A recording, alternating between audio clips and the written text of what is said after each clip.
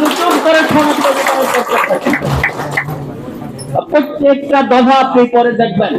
বিএনপিকে ধন্যবাদ, তারা এই 31 দফা নিয়ে গ্রামে গঞ্জে গেছে, তাদের নেতা কর্মীদেরকে প্রশিক্ষণ দিচ্ছে এবং সেইভাবে বিএনপির সকল নেতা কর্মী আজকে 31 দফা ধারণ করে জনগণের সামনে তাদের বক্তব্য উপস্থাপন করছে।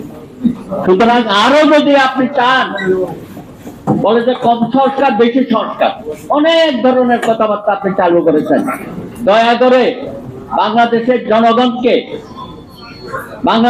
জনগণকে আপনি রাজনীতি থেকে মুখ সরিয়ে দেবেন না। আজকে ডাকসু অনেক নির্বাচন হচ্ছে, সেখানে তো সকলেই সহযোগিতা করছে। এই নির্বাচনের মধ্য দিয়ে আগামী দিনে আমাদের জাতীয় নেতৃবৃন্দ আমরা তৈরি করব। এখানে আবুল কাসেম চৌধুরী আছেন, দীর্ঘদিন পরে তার সাথে দেখা হলো। এই সমস্ত নেতারা কেন হারিয়ে গেল, তাদেরকে কেন আমরা ধরে রাখতে পারি নাই? 69-এর গণ অভ্যুত্থানে যারা ছিল, 52-এর ভাষা আন্দোলনে যারা ছিল, 62-র শিক্ষা আন্দোলনে ছিল, সকলেই তো পরবর্তী পর্যায়ে জাতীয় রাজনীতিতে অনেক ভূমিকা পালন করেছে। 90 সনের পরে আমরা কোন ইলেকশন করতে পারি নাই। আজকে যদি কলেজ বিশ্ববিদ্যালয়গুলিতে নির্বাচন হতো, শত শত বাংলাদেশের জাতীয় নেতা আমরা তৈরি করতে পারতাম। এখানেও যারা বসে আছে সবাই ছাত্র রাজনীতি থেকে বেড়ে ওঠা নেতা। সুতরাং যে দেশে একটা পরিবর্তনের হাওয়া সুবাতাস বইছে, এইটাকে বাধাগ্রস্ত করা যাবে না। জনাব ইউনূস সাহেব এবং উপদেষ্টা সদস্যরা আগামী ফেব্রুয়ারি মাসে বাংলাদেশে একটি নির্বাচন অনুষ্ঠিত হবে।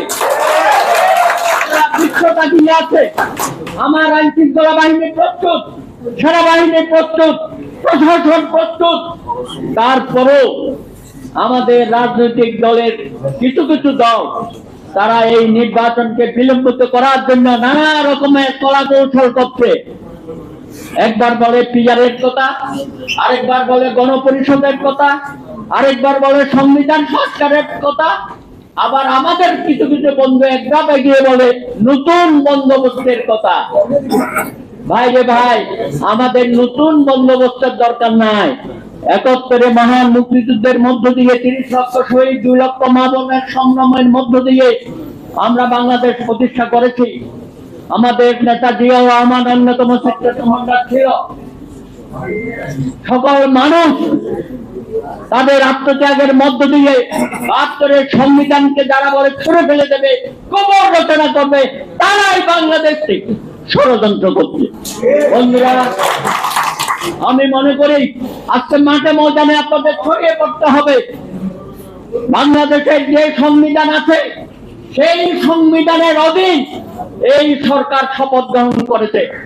সুপ্রিম কোর্টের আর্টিকেল 106-এর মধ্য দিয়ে এই সরকারকে সাংবিধানিক স্বীকৃতি দেওয়া হয়েছে।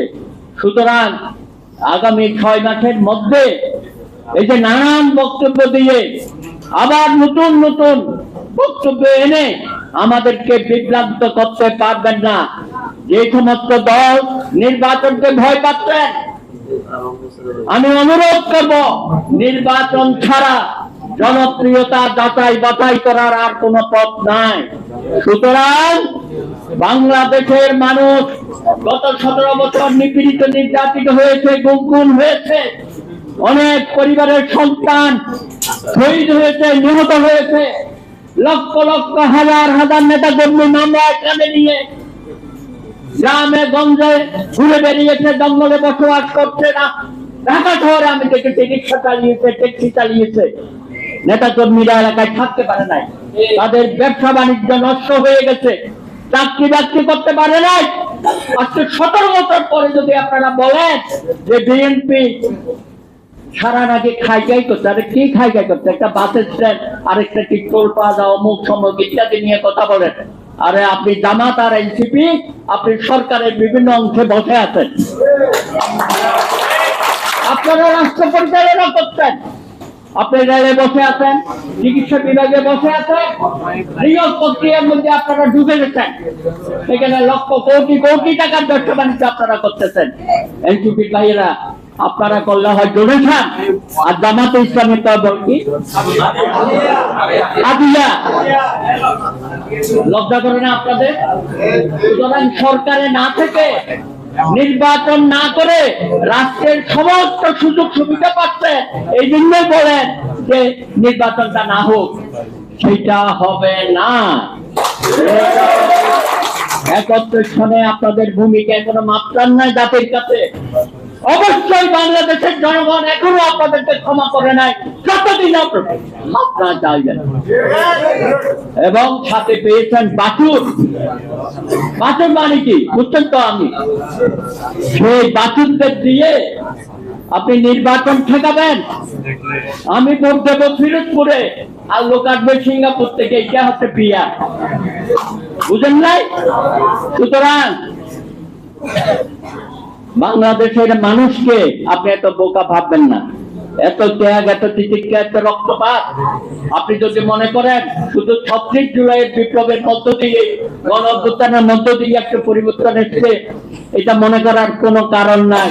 এখানে প্রতিটা মানুষ, প্রতিটা পরিবার 18 কোটি মানুষ নির্যাতিত হয়েছে, বিপীড়িত হয়েছে। এসে খাতে না, তুমি পালিয়ে গেছ, তুমি দিল্লিতে বসে ষড়যন্ত্র করছো, তোমার নেতা কর্মীরা কলকাতায় বসে ষড়যন্ত্র করছে, এখানে তাদের তুচ্ছানি দিচ্ছে টেলিফোনে। এটাই বলছি, কোন ষড়যন্ত্রে কাজ হবে না। বাংলাদেশের মানুষ এই দেশে আর কখনো সেই হাসিনাকে কোন ধরনের জায়গা দেবে না। এই